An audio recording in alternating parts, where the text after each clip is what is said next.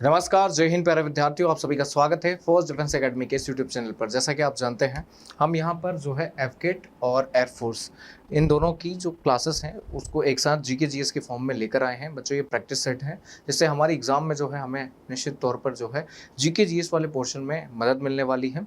साथ ही साथ मैं बता दूँ, ये जो पूरा जो सेक्शन होगा इसमें आप देख सकते हैं जो एफकेट का जो एग्ज़ाम होता है ये ऑफिसर के लिए होता है और एयरफोर्स वाई जो है ये सेलर मतलब जो आपके सिपाही होते हैं, अग्नि वायुवीर जो होते हैं उनके लिए है। ठीक, तो यहाँ पर जो क्वेश्चंस का जो अगर स्टेटस देखें तो कोई ज़्यादा अंतर नहीं है, क्योंकि ये दोनों क्वेश्चन जो है जैसे आप देखेंगे एफकेट का भी ऑनलाइन एग्जाम होता है, एयरफोर्स का भी जो है ऑनलाइन एग्जाम होता है और number of questions R be selected by the air force officers. और ऐसे में ये नंबर ऑफ क्वेश्चन जो है वो कहीं ना कहीं एयरफोर्स से कोरिलेट करते हैं और इसी तरह से वन लाइनर फैक्ट के फॉर्म में आते हैं। चूँकि अभी एयरफोर्स का रिसेंटली पेपर हुआ है, इसके बाद नेक्स्ट शेड्यूल इनका मार्च में होने वाला है। साथ ही साथ एफकेट जो है अभी इनका रिसेंटली पेपर हुआ है, देन उसके बाद रिजल्ट भी आ चुके हैं, काफ़ी अच्छा पॉजिटिव रिजल्ट रहा है बच्चों का।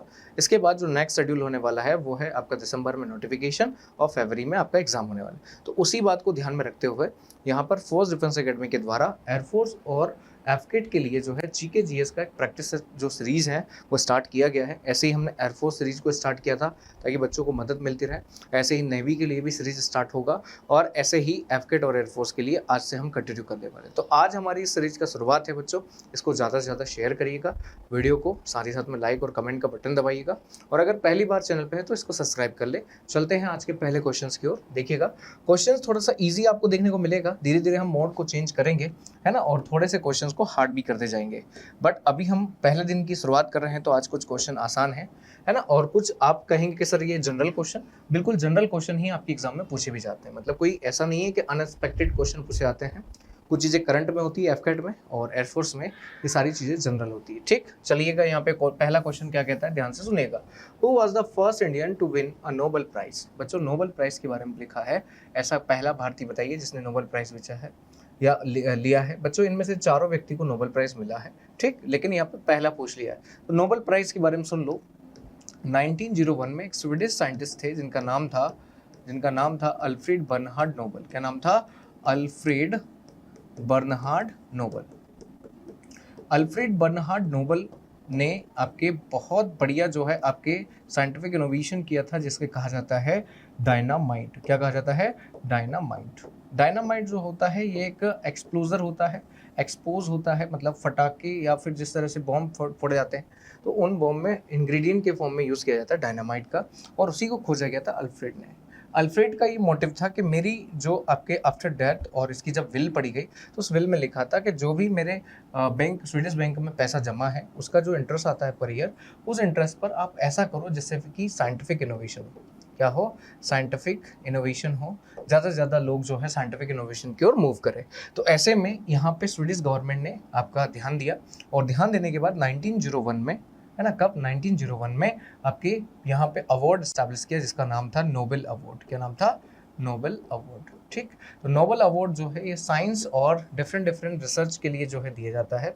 अभी फिलहाल जो नोबेल है ये 6 कैटेगरीज में आपका डिस्ट्रीब्यूट किया जाता है। कितने? 6 कैटेगरी में। और ये 6 कैटेगरी क्या क्या है? तो यहाँ पे है आर्ट, है ना, कला। आर्ट छोड़ दो, हम डायरेक्ट लिखते हैं आपके लिटरेचर। लिटरेचर मतलब होता है साहित्य। फिर होता है पीस यानी शांति। फिर होती है इकोनॉमी जिसे हम कहते हैं अर्थव्यवस्था। फिर होती है हेल्थ जिसे हम कहते हैं मेडिकल या आपके स्वास्थ्य। फिर होती है फिजिक्स जिसे हम कहते हैं भौतिकी। और फिर होती है आपका रसायन, ना, आपके केमिस्ट्री।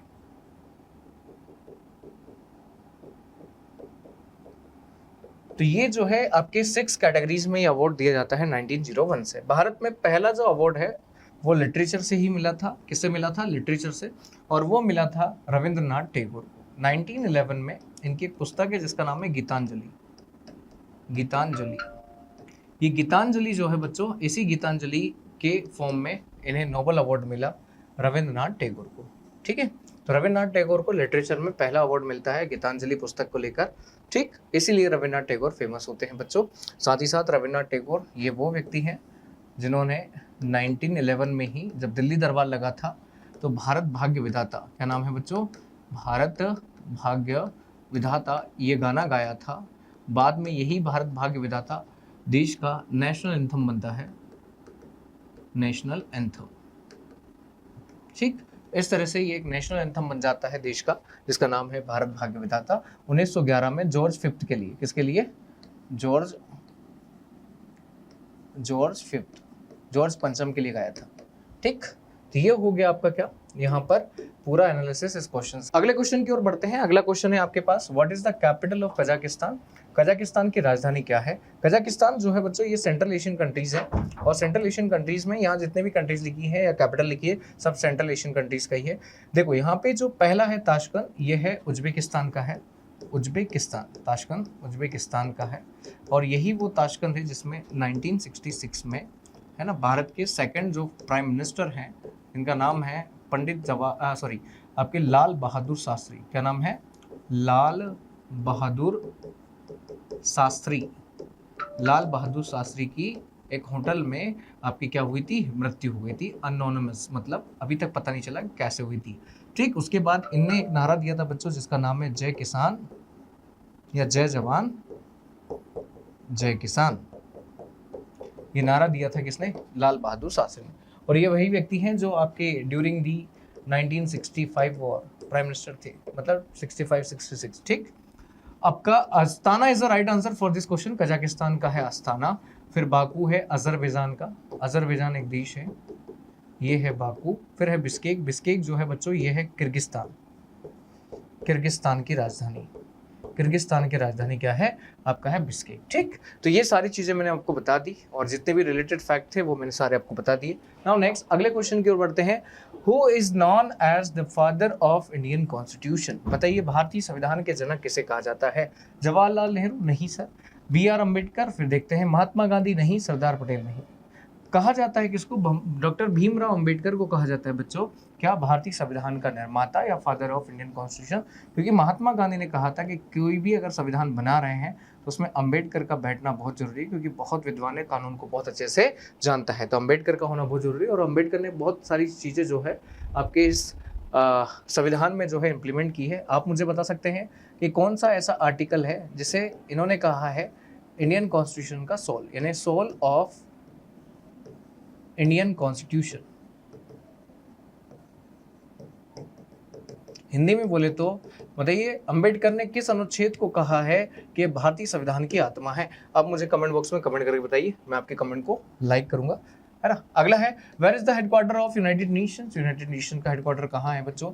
जब सेकंड वर्ल्ड वॉर चल रहा था बच्चों, है ना, सेकंड वर्ल्ड वॉर का जो टाइमिंग था वो था 1939 से लेके तो 1945 में हिरोशिमा नागासाकी इंसिडेंट के बाद सेकंड वर्ल्ड वॉर लगभग खत्म हो गया। खत्म होने के बाद बच्चों 24 अक्टूबर, है ना, कब की बात है, 24 अक्टूबर 1945 में एक ऑर्गेनाइजेशन बना जिसका नाम था यूनाइटेड नेशंस। क्या नाम था, यूनाइटेड नेशन। इसके पहले ये एक नेशन मतलब एक ऑर्गेनाइजेशन था जिसका नाम था लीग ऑफ नेशन। क्या नाम था, league of nation. League of Nations के फेल्यूटी के बाद ही आपके क्या हुआ, सेकंड वर्ल्ड वॉर हुआ। लीग ऑफ नेशन फॉर्म हुआ था 1914 के से लेकर 1918 तक, जो आपके फर्स्ट वर्ल्ड वॉर चला। उस वर्ल्ड वॉर के बाद 1919 में या 1920 में लीग ऑफ नेशंस जो है फॉर्म किया गया था।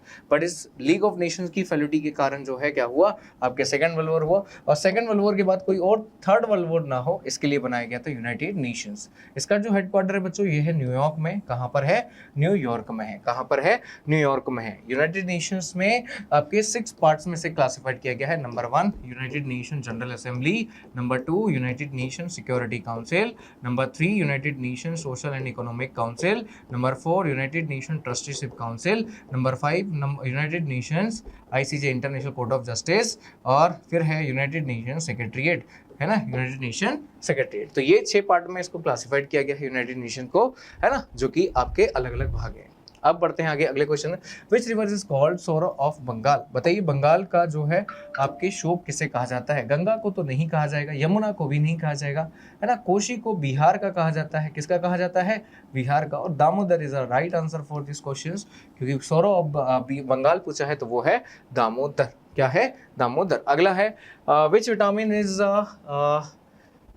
बाय दी सनलाइट, बताइए सेंसिटाइज बाय सनलाइट, इनमें से कौन सा विटामिन सूर्य के प्रकाश से बनता है ना बच्चों। तो यहाँ पे विटामिन सूर्य के प्रकाश से बनना, ये जो है ए, ये तो आपके कार्बोहाइड्रेट से होता है, विटामिन बी नहीं है, विटामिन सी नहीं है, क्योंकि ये तो आपका खट्टे जो है फलों से होता है। Vitamin D is our perfect answer.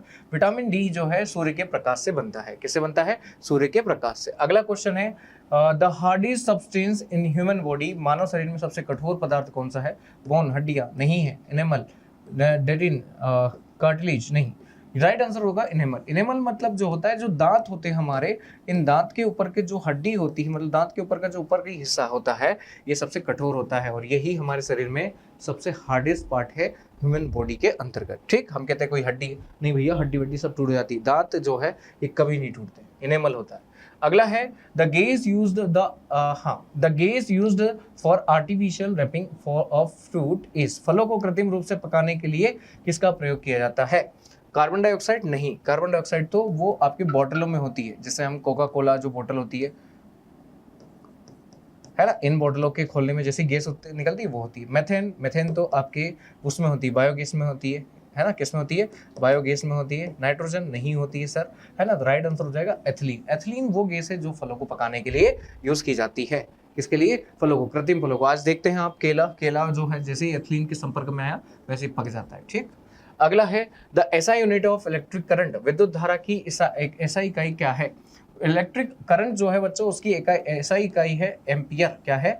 Ampere. क्या है? एम्पियर। तो एम्पियर जो है वो है विद्युत धारा की एसआई यूनिट। अगला है which of the following is non metal that remains liquid at room temperature, निम्न में से कौन सी धातु कमरे के तापमान पर द्रव अवस्था में रहती है? मर्क्यूरी नहीं, ये तो उसमें रहती है वैक्यूम में, है ना। क्लोरीन नहीं है, आयोडीन नहीं है, bromine, bromine is the right answer, क्योंकि ब्रोमीन ही ऐसी धातु है जो कमरे के तापमान पर लिक्विड फॉर्म में पाई जाती है। अगला है which city is known as the pink city of India, बताइए इनमें से कौन सा सिटी पिंक सिटी कहलाता है? तो बच्चों आप सभी को पता होगा, Jaipur is a pink city, है ना। Udaipur is a lake city of India, है ना। फिर उसके बाद ऑरेंज सिटी, ऑरेंज सिटी जो है वो है नागपुर। क्या है? नागपुर है। फिर उसके बाद अगर आपसे पूछ लिया जाए silicon city, silicon city, silicon city जो है ये है आपका, यहाँ पर अगर हम बात कर ले तो सिलिकॉन सिटी जो है ये है आपका कौन सा? तो ये है आपका बेंगलुरु, है ना। और आपके क्लीन सिटी पूछ लिया जाए, इंडिया का क्लीन सिटी कौन सा है? तो हमारा प्यारा इंदौर है कि नहीं। इंदौर किस प्लेटो में आता है? तो मालवा, मालवा प्लेटो में आता है, ध्यान रखना। ठीक, चलिए अगला है who is the current chief of air staff as per 2025, वर्तमान में कौन है ना भारतीय वायुसेना के प्रमुख? Air chief marshal Rakesh Kumar Singh Bhadauria नहीं sir. Air chief marshal V R Chaudhari, air chief marshal Vishal Ram Chaudhari, air chief marshal Raghunath जो है नंबियार। राइट आंसर हो जाएगा air chief marshal V R Chaudhari, Vivek Ram Chaudhari, not B Vishal Ram Chaudhari. तो ये गलत हो गया बच्चों, ये राइट हो जाएगा। अगला है who was the first Indian women in space, बताओ भारतीय अंतरिक्ष में जाने वाली पहली महिला? तो वो थी कल्पना चावला। कौन थी बच्चों? कल्पना चावला। सुनीता विलियम्स दूसरी थी और अभी रिसेंटली गई भी थी। ठीक, अगला है how many fundamental duties are there in Indian constitution, बताओ बच्चों फंडामेंटल ड्यूटीज जो है ये है इंडियन कॉन्स्टिट्यूशन के पार्ट नंबर 4A में। कहाँ पर है? 4A में। ये बाद में ऐड किए गए थे इसलिए अमेंडमेंट हुआ था, उसके लिए अमेंडमेंट हुआ था 42nd constitution amendment act 1976।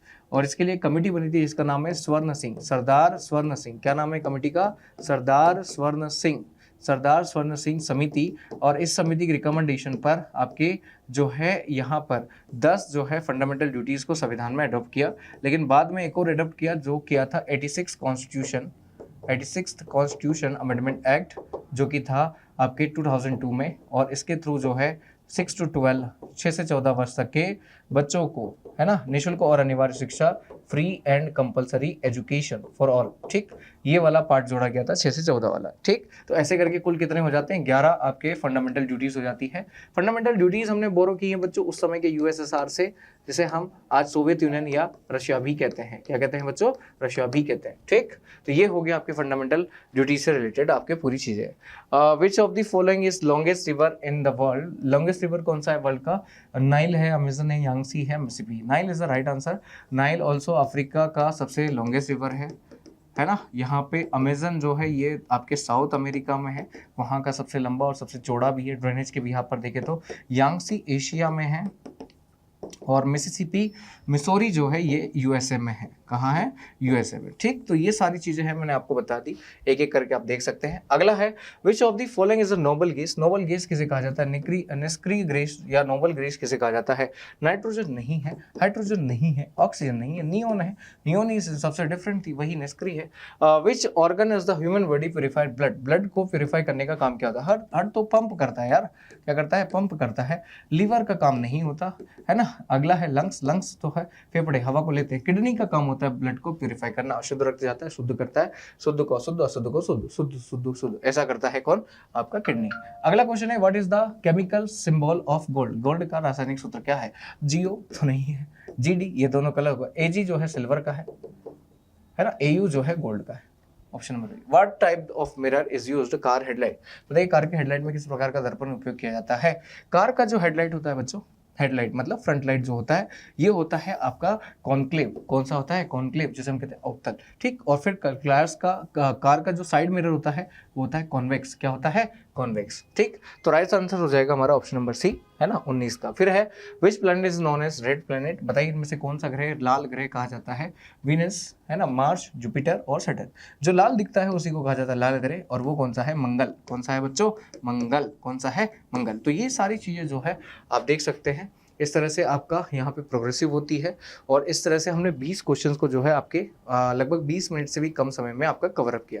Cover up करने का कारण यही है कि हम जल्द से जल्द आपकी चीज़ों को कवर करें और सारी चीज़ें जो है आपका यहाँ पे बता दें। मैं बता दूँ आपको क्वेश्चंस के, यहाँ पर अगर हम एयरफोर्स की बात करें 6 से 7 क्वेश्चन हमारे एयरफोर्स में मिलने वाले हैं, और लगभग 25 क्वेश्चन जो है हमें एफकेट में मिलने वाले हैं। किससे?